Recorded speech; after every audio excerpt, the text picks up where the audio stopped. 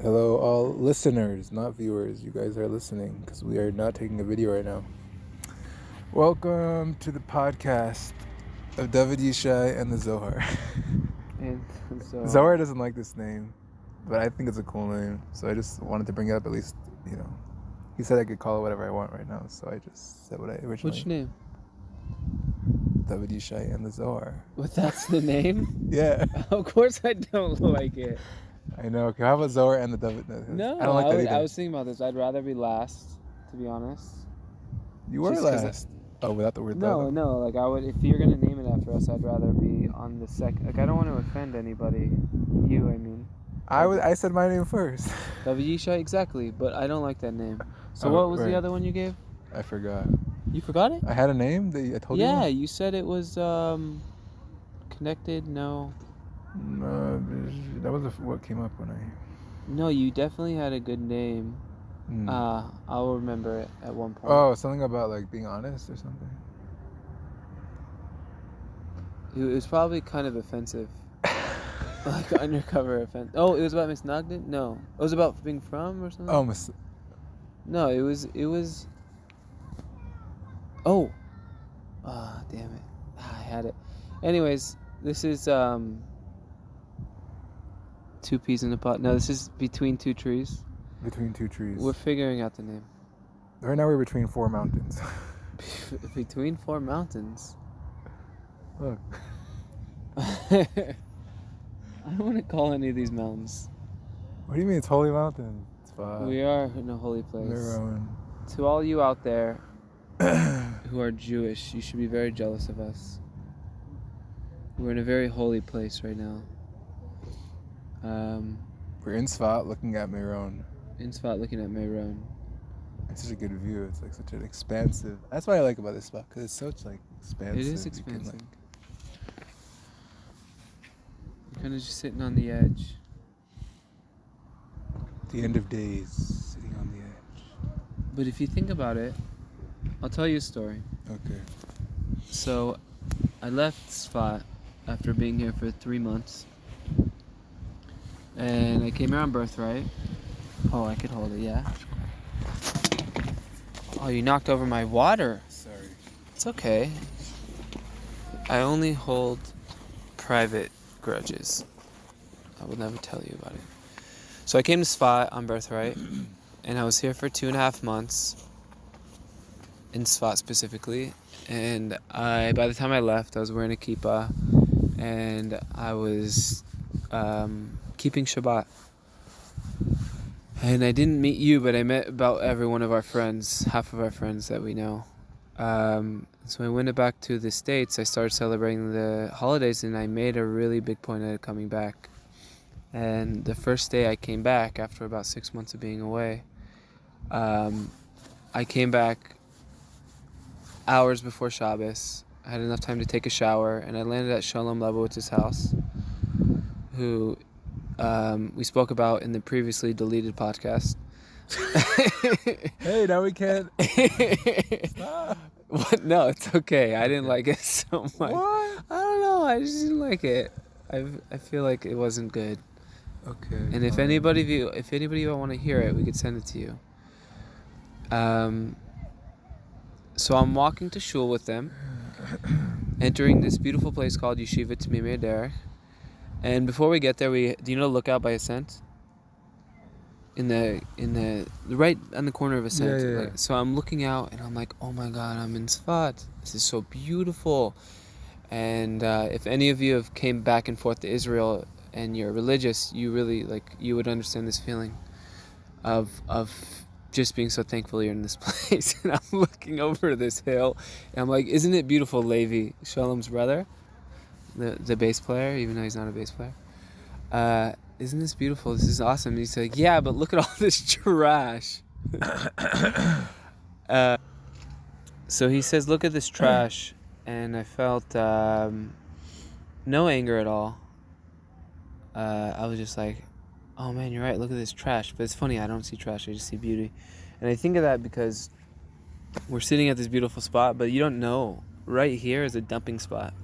Right. I At this- noticed that over there. You know this hill? When the people like put their whatever. Dishwashers. Yeah, it's just like, laundry. and I noticed that when I started exploring. I actually found my wife. I met my wife that night. Shalom Lebowitz took me to my future in-laws' house, my now in-laws, and it was all over after that. The same day I stepped into Yeshiva Timei Derek, which is Segula for marriage. Doesn't happen to everybody. As quickly as it did for Zohar. Yeah. I don't know. I think I just bought into the religion a little more than some people. Hey, stop. No, YTD was an important stepping stone in my life too. right. One day I needed YTD. it just I takes. still need YTD. I like YTD. I also do. But I was in it to win it. Or maybe Hashem knew I needed to find my wife Naomi in that family, because I don't know. Anyways, maybe because I was going off the rails before I came to Israel. I don't know. But so anyways, so he says, look at all Worked out this. well for me too. So Yeah, I wouldn't have known you either. that's true. That's true. I barely know This is myself. all due to Rabbi Pastor. Yeah. Well, Rabbi Gorenstein too. Rabbi Gorenstein. And Rabbi Koppel, you gotta say. Yeah. And Rabbi Rome. Yeah, there's a lot of people who. And Rabbi helped this Nadich. yeshiva. So we'll tell And you. Yoni. And Yoni. His birthday's coming up, I think tomorrow. Nice. So the next week I decided I was gonna go out and clean the hills of Sfat. Yeah. So the road going down to the Arizal, I chose that hill. And I climbed down there and I started tossing trash up from it. It was like mamish disgusting. But I was so happy to be in Sfat, and I felt like I could do this thing that would make people think that I'm a good person. That's the base. And the other side of me was like, this is my purpose. Hashem's speaking to me. This is what I should do. He says there's trash, so I'll just do the first thing. So long story short, I got really sick. And it's kind of a miracle what happened. I was throwing trash over the hill, up to the street, and people started noticing, and like different Hebrew speakers would come up to me and be like, what are you doing? Old person, woman, what are you doing? That's awesome. They must have been saying that's really cool. Good for you. And this one young person came and started helping me out of nowhere. Yeah, Israeli. He didn't speak my language, but we connected, and he started helping me pull trash up this really steep hill. And then all of a sudden, after trying to figure out how we're going to pick this trash up, I'm calling different people, and that big truck with the big hydraulic hook off the back that picks up trash every morning, it drives by, and it says, after toiling trying to figure this out, he picks up the whole thing, and he helps. He picks up the whole thing, he puts it in the back, and that was that. And I told Naomi's mother-in-law about this, Naomi's mother, my mother-in-law, and she thought it was the coolest thing ever. So she set me up with her daughter. Wow. And I never did that again. Ever again. Mostly because I got sick, and I thought, Hashem's telling me not to do this. My job is to study Torah. Right. So I did. And then I just dropped all of it. And I got my wife. Yeah, sometimes you can do those things that you're doing for good reason. Like your Or at least 40-day... half a good reason. Like your 40-day mikvah. Mikvah. Your 40-day... I think about it. Your 40-day... Hey. What's 40-day mincha. Mincha. Do you want to explain to all those people out there what mincha is? Or why I'm doing it. We just assume everyone's Jewish here. 40 days are a segula. If you do anything for 40 days that is Torah related. Productive. Yeah. You can talk to Hashem for 40 days. You can daven mincha for 40 days. You go to mikvah for 40 days also. And it opens up something new in the world. It's like the flood was 40 days and then it purified the world and something new came about. It was a new world after, so. You didn't make this up. No. Yossi got married this way. Yossi and Tal. Oh, he was also doing 40 days? No, yeah, he did that, and Tal went to the Kotel every day for 4 days, asking for her husband. I actually went out with a girl. Who did that? Well, she went 4 days to the Kotel and she didn't end up get engaged to me. But she was the one who got engaged recently? Yeah. So it works. There's a movie about... No, and I was doing something also for 40 days, but whatever. Never mind. It was cool. Right. She was cool. It was a big thing. You know what's it was interesting? divine. It was a divine. One Sorry, of it was divine dating. one of the situation. major things Okay. that she had an issue with about you was the fact that you weren't davening mincha Hey, you every can't day. say this on the podcast. I can't say this on a podcast. She's happily married by the time this gets But up other there. people might listen to this and might think about getting married to me. No, you should find someone who's suitable for you. Right. Who will be very impressed that I'm doing 40 days of mincha. Seriously, davening every day is really hard. Yeah. I typically hate it. I dread it, so I try and do it as early as possible. I actually learned a lot about doing this whole mincha thing. Learned a lot while doing it. Well, I learned a lot about what I realized like people who care about like mincha and like davening before shkia, Ah, yeah, like my father-in-law. and I started to care about it too because I'm like, I gotta do this right, and I'm like, so I think about where I'm gonna do it. I'm like, oh, I gotta do karbanos too, which I sometimes would skip. Oh, it's Nissan now. What? Wait, you said that you Karbanos and Nissan meant Tachnin. Oh, you're right. That's funny. Uh, Not on purpose. Someone was speaking about it at the show, and I got inspired, like karbanos and ketoris, and I just actually started saying that. It actually became kind of my favorite part of mincha these days, like saying the karbanos. Anyway, I just realized something when I was saying this that it's like when someone really cares about doing something I and was they want to thinking do the it same right, thing, yeah. and like they do it like right all the way, and you start worrying like, did I do all that? Did I mess? Is this gonna work? This segula I gotta do like beginning to end.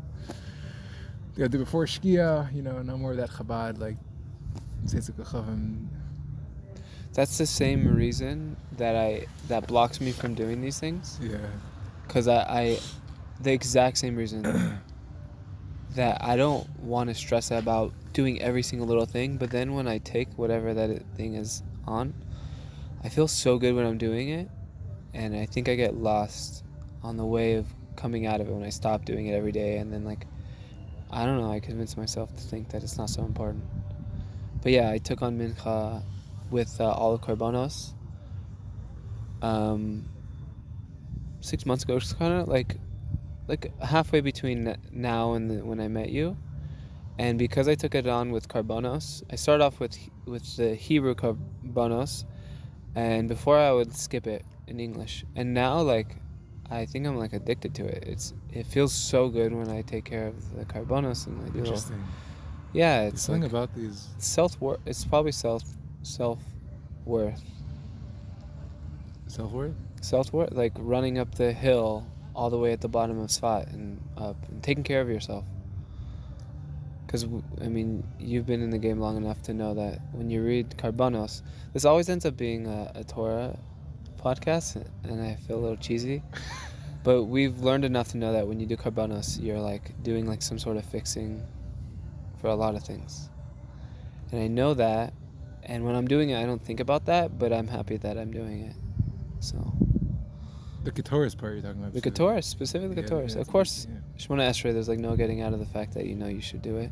Right. Ashray's pretty easy. You feel like, oh. You want to hear my other idea for a podcast name? Yes. It is, oh yeah, something like no comment. Oh, right. That was. I don't know if I want to go into it too much. I don't think I'm in a space where I could go into it too much. But so far, this is a good podcast. I'm not saying I would listen to it. Would you listen to this? I would actually. Do you listen to podcasts? I listened to our podcast from last time. It was actually pretty interesting. And I was like, Do you listen to? It kind of bums me out that we didn't do podcasts during Purim like did? this. right. Right before Purim Maybe it's good to do podcasts after like Simchas, like or during Simchas. during Simchas, right? Because your energy is on like. I've actually been thinking about realizing that like. There's like energy after like. For sure, I was on a Purim high for a long time, and a Chanina bar mitzvah high. If you haven't listened to our last previous deleted podcast, we talked about Chanina's bar mitzvah.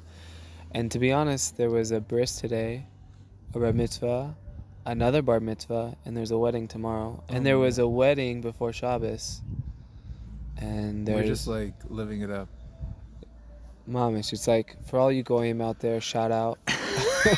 It's like Thanksgiving every other day sometimes. And it's like equally, each one is like better than the next. Yeah. But can't you feel the holiday coming? I usually dread Pesach, but I could feel it. Yeah, I feel this. It feels nice. Yeah, Like a lightness. yeah, like that's the word. Like people are starting to go on vacation. Right. What are we going to do when I leave to the... Because now our customers are used to all these podcasts. Right. We're not going to do it, David. We're not We're gonna not do gonna it. The same way we didn't do our chavrusa overseas. Oh, yeah. We could do a Zoom podcast. That could be like a It's just the sound quality is so bad over these things. right. To be It honest, was when... interesting to hear you though, like while you were in your car with your sister. Oh, wait. I called you while I was... When I in- called you and you were Oh, like, for a podcast. Yeah. No, it was just about learning. No, it's not for... To learn. Yeah. I almost did it with you, but there was such bad service. Right. Momish bad service. Plus, when I was in America by myself, I saw some of my family members, but it was basically by myself. I went in such a dark place that when I got off the bus to Tzfat, Israel in general, but Tzfat, I was like thirsting. I was so happy to, and I think I bring that memory back sometimes because sometimes I dread being just alive in general. And when I think about how thankful I am to be in Tzfat, I think about that day of coming back from, because in America, it was mamish, like, it was really difficult. For all the children out there, cover your eyes. I mean, sorry, your ears. And just your ears. Right. But I found a lot of pot in my storage unit. A lot of pot. Because I left it there. And it had been like 3 years since I've been back home. And it was really old and super disgusting. But I was very sad and lonely. And I started smoking a lot of it. And so Really? like I got a bunch done the first 3 days. And then I hit a rut with like things to do. And I just started smoking. And it got me... Actually, I'm not allowed to say this next thing, but it got me in trouble basically while I was there, and I kind of wasted a trip. And I'm very pleased to say that I'm coming back to the States now with my wife and family members. And I'm not gonna hopefully do that stupid thing again. Not that smoking pot's stupid. To each their own. I don't approve of it much. Kids, you can open your ears now. All the children out there. Anyways, so that's a conversation for another day. Right. Happy birthday to David Yishai's mother. Yes, Shabbos was her. She was born on Shabbos also. That was cool. Originally, she was born on Shabbos. And it was her birthday. You could tell she was born on Shabbos. You could? Why? She's just written all over her. She actually seems happier on Shabbos than during the weeks. Of course, she's born on that day. I find it easier to get along with her on Shabbos. Sometimes I don't get along during the week, but I'm like, yeah, I'm gonna see my mother Friday night. She's gonna be happy. And fine. We're gonna get along. I'm like, okay, it's all good. Don't worry. She's very forgiving, also. Like, you push all your hard conversations for Shabbos. I was born on a Sunday. I don't know what day were you born on? I was born on Tuesday. Tuesday morning? Tuesday morning, 9:30 a.m. What's your Hebrew birthday? Gimel Sivan, 3 days before Shavuot. Gimel Sivan. Happy birthday to Jody. And yeah. Anyways, I hope you enjoy this podcast, Hannah.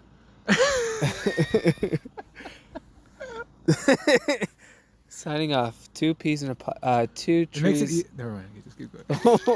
What? Nothing. Anyways, another day in paradise. In a bench. No, in we just Sfa. make it easier because we send it to one person, and then we don't have to think like we're sending the whole. Yeah, the whole world's gonna listen to this one day, Right. and I'm gonna regret all those things I said about pot and your shidduchim. Comment on our Facebook page and send us emails at randychef@yahoo.com. Any questions, and we'll get back to the many questions that you sent in already. And yeah, it's been good knowing you guys. Have a blessed week. Good Yeah, we love Shabbos. all of you. Pesach Shalom. Kosher, Pesach, Have a kosher and happy and peaceful. Yeah. Happy and peaceful Pesach. All right. Bye. Signing off now.